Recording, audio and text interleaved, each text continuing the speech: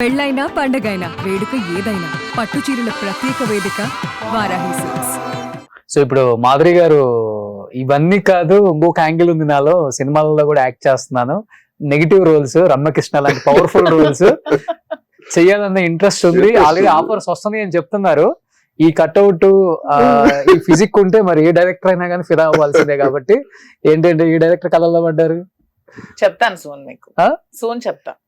మీకు ఇష్టమేనా? ఇష్టం చేయాలి.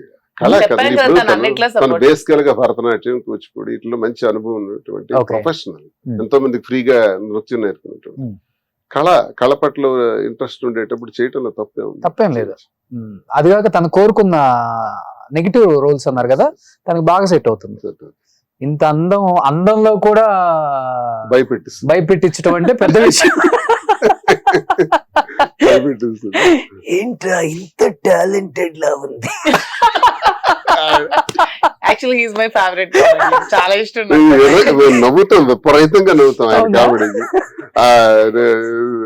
గణేష్ గారు మీరు చాలా బాగా పాడతారు, నా కోసం ఒకటి ఏదైనా పాడొచ్చు కదా.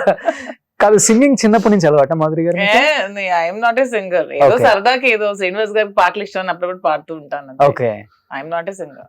సో తన పాడిన పాటలలో మీకు బాగా ఇష్టమైన పాట ఏంటండి మాధురి గారు? క్లాసికల్ బాగా పాడతారు. ఓకే, క్లాసికల్ డాన్సర్ కదా, క్లాసిక్స్. కానీ ఎవరో ట్రోల్ చేసి రకరకాలుగా మారుస్తారు. Classical dancer. ఓకే, అవును, నేను డాన్స్ క్లాసికల్ చాలా బాగా చేస్తాను. నేను కొన్ని రీల్స్ చూసాను, అసలుకి ఎంత అద్భుతంగా అంటే దాన్ని అదర్ మ్యూజిక్ యాడ్ చేసేసి పాడు చేస్తారు. కానీ ఒరిజినల్ గా వేసే డాన్స్ వేరు, వాళ్ళు యాడ్ చేసే సాంగ్ వేరు. చేసుకుంటే ఎందుకు ఫీల్ అవ్వాలి? ఓకే, సో ఎంత ట్రోల్ చేసుకుంటే అంత ఫేమస్ అవుతాం. వాడు టైం నా కోసం స్పేర్ చేసి వాడు వీడియో మిక్స్ చేసి చేస్తున్నాడు కదా, సో నా గురించి వాడు టైం అక్కడ స్పెండ్ చేస్తున్నాడు. మొన్నే కదా బ్రహ్మానందం గారు చెప్పారు, మనం వెనుకున్నాడు, మన గురించి మాట్లాడుకుంటాడు, మనం వెనకబడ్డా వాడు ముందున్నాడు. అంతే కదా. ఇప్పుడు నా వెనక మాట్లాడుకున్నారంటే ఎంత మంది నా వెనక నా గురించి మాట్లాడుకున్నారని నేను ఎంత ముందున్నాను అనుకుంటున్నాను. వాళ్ళే యాక్సెప్ట్ చేస్తున్నారు, ఫార్వర్డ్ ఉన్నారు బాగా. 2 కోట్ల వ్యూవర్షిప్ ఎలా వస్తుంది? అవును, ఏదైనా సరే ఇప్పుడు మీకోసం మాట్లాడుకుంటున్నాం అంటే మీరు ఎదిగారు అంతే. అంటే కుందేల్లాగా ఇంట్లో కూర్చున్న వాళ్ళ కోసం ఎవరు మాట్లాడుకోరు. వన్స్ మనం బయటకు వచ్చి సోషల్ గా మూవ్ అయ్యి మనం బాగా ఎదిగాము, మనం చూసి ఈర్ష్య పడుతున్నారు, అసూయ పడుతున్నారు అంటే మనం ఎదిగాం, అదే మన ఎదుగుదల. నేనైతే నా జీవితంలో అన్ని ఇలా అంటానండి. నేను కూడా అంతే. ఇప్పుడు మనకి ఒకటి గుర్తుపెట్టుకోండి, మీకు ఎనిమీస్ లేరంటే మీరు ఎదగలేదని అర్థం. అదే సింపుల్ థింగ్. అందుకనే ఇన్ని కోట్ల మంది ఎనిమీస్ ఉన్నారు ఇప్పుడు. ఎనిమీస్ ఉంటే మీరు ఎదిగారని అర్థం. ఓకే, సో మాధురి గారు, నిజంగా నాకు మీ పాటలు అంటే ఇష్టం కాబట్టి ఇప్పుడు వరకు శ్రీనివాస్ గారి గురించే పాడారు. కనీసం రోషన్ గురించి ఒక పాట పాడొచ్చు కదా. నా కళ్ళల్లో కళ్ళు చూస్తూ పాడండి ఇవాళ. ముద్దుగారే యశోద ముంగిట ముత్యము వీడు దిద్దరాని మహిమల దేవకి సూతుడు, మీ కృష్ణుడు అని పాడుతున్నాను. ఓ నేను కాదు, కృష్ణుడు శ్రీనివాస్ గారు. నిజంగా. కానీ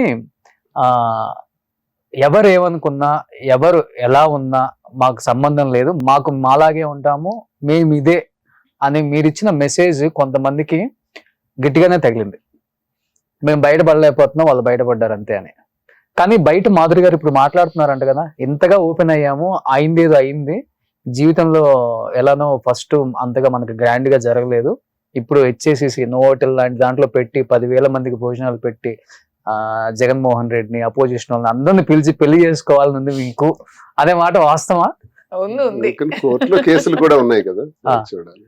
కేసులు అవన్నీ డీల్ అవ్వాలి, జడ్జిమెంట్స్ రావాలి. ఓకే, ఆకాశం అంత పందిరి వేసి అవన్నీ కాదు కానండి, ఇలా తీసుకున్నటువంటి నిర్ణయం మీద ఒక మంచి ఆలోచనతో ముందుకెళ్ళాలన్నది మాకుంది.